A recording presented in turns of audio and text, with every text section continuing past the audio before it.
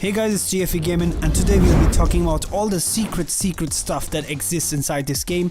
I've compiled this list by asking from people, do they actually know about this stuff, and it has been extremely surprising that people generally don't know about this stuff, man. So let's proceed with the video and find out what you can do in this game. The Naruto Run. You can actually use the Naruto Run celebration inside FIFA 22. This thing was added back last year, but to do this Naruto Run celebration, you have to go to the Ultimate Team market and then go to the stadium section and then select the player celebration tab, and you'll see a card called Action Run. This card is close to max price and you have to spend a lot, but once you get it, you can apply it inside your stadium section and then press the circle button once you're in the game to see the Naruto Run. You remember the time where you could not switch to the player you wanted the most? Well, in FIFA 22 you can icon switch. To icon switch, use the L3 R3 button together and you will have these icons pop up on your defenders. So once you think you have to make the switch according to the attack of your opponent, flick your right stick in any direction and you can switch between 4 players on the icon switch. There's a new no-look finish inside FIFA 22 in which the player, while shooting the ball, puts his own hand on his face to show off that he didn't even look at the goal and he finished it off. To do the new no-look finish, press the LT L2 button and then press the shoot button, and make sure you don't power up the shot that much so that he does the no-look finish. If you power up the shot too much, he won't perform the no-look finish but rather perform the Rabona finish. There's a new fancy show-off skill move in the game that you can perform with only 5-star skilled players, and it's called the first time spin. To perform the first time spin, you have to be waiting for a pass, and in the middle of the pass animation, press the LBRB and you will perform the first time spin.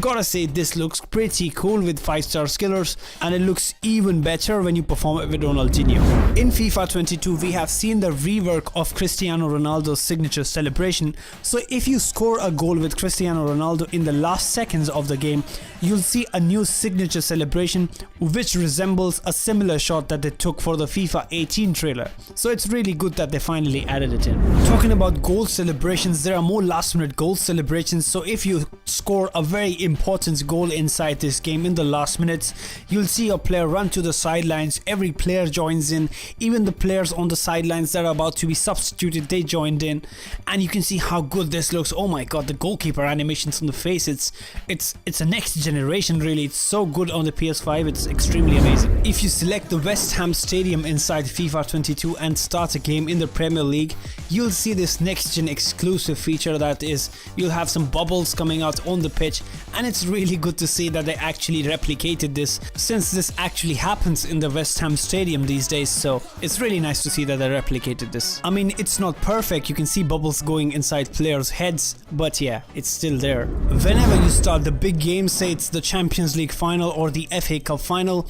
you will see this new cinematic that pops up in your stadiums where explosive fireworks will go on and the lights will switch on and off and make patterns, since this is a new feature in the next gen of FIFA 22. There's also new penalty celebrations in the game, so if, for example, if your goalkeeper saves the last penalty, he slides over, and also the coaches and the substitutes run over as well.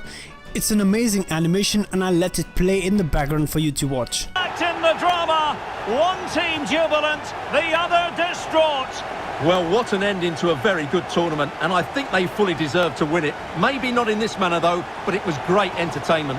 It certainly was, and they're not going to forget this in a hurry. A proud moment for everyone. Amazing tunnel animations inside the next gen, and it's inside the Liverpool stadium. They have made new proper tunnel animations where players stand inside and they step out, and they also touch the Anfield logo like in real life. So I'll let it play in the background for you guys to enjoy. Liverpool up against Arsenal. Well, Derek, as is always the case, the team that dominates midfield will be the team that controls the flow of the game, and that for me is the area that's key today. Number 14, Jordan Henderson. Number 6, Thiago. Yes, thanks as always, Derek. We've got two good teams here, so I'm anticipating a really good game. The atmosphere is electric inside the stadium before kick-off, and hopefully we're not disappointed.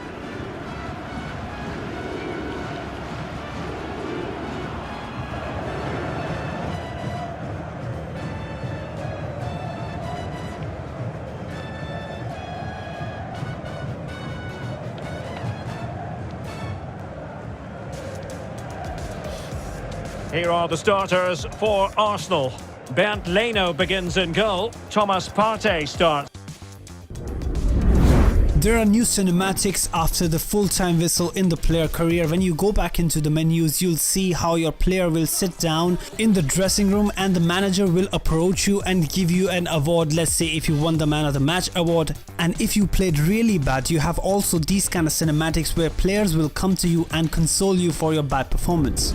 You can come on as a substitute sometimes in your player career games. As you can see, I came on as a substitute in this match as Mohamed Salah's player career I was playing, and the match starts from the 70th minute for you, and you have to score a goal maybe or something, whatever the manager demands from you. So if you're on the PS5 and you're using the new SSD technology, and if you press the PS button, it will load up the PS5 menu section. Now what you can do is use this PS5 menu section to jump around in the game modes. So for example, I was here in career mode and I pressed the PS button, and now I'm instantly inside Ultimate Team. I don't need to back out, I don't need to change anything, but exclusively inside the PS5 you can jump between modes. So for example, I'm going from Ultimate Team to Volta. I don't know why you want to play Volta, but if you want to make the switch, you can use the PS5 feature. So if you decide to play Volta, there are some new skill moves inside the game mode. One of them being where he touches the ball and goes down to ground. The other one where he tries to dribble the ball around like the old FIFA Street games. And there's another kick up animation where he flicks the ball around his body to flick it up around the defender. So yeah, Volta Football got some new skill moves as well. A lot of people don't use the directed runs feature that was added last year. To use the directed runs feature, press the L1 button and then flick your right stick towards any direction you want your player to make a run. So you'll see your player in front of you making a run, or you can even use that feature to make players to come towards you to create more space in the attacks or call for some support. There was another feature that was added last year, and it was the player lock. It didn't work that well last year since it was quite buggy and glitchy, but this year they've managed to fix this feature and it works completely smoothly. To use the player lock, click your right stick and left stick inside and you'll see your player changing to another one, and the player that was on the ball will be controlled by the CPU, so you can make a run and call for a pass or a lobbed pass if you want, if you're through on goal.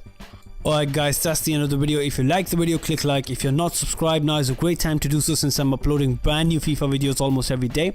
And the best way to check them out is a subscription, so turn them notifications on. Until then, like, subscribe and peace.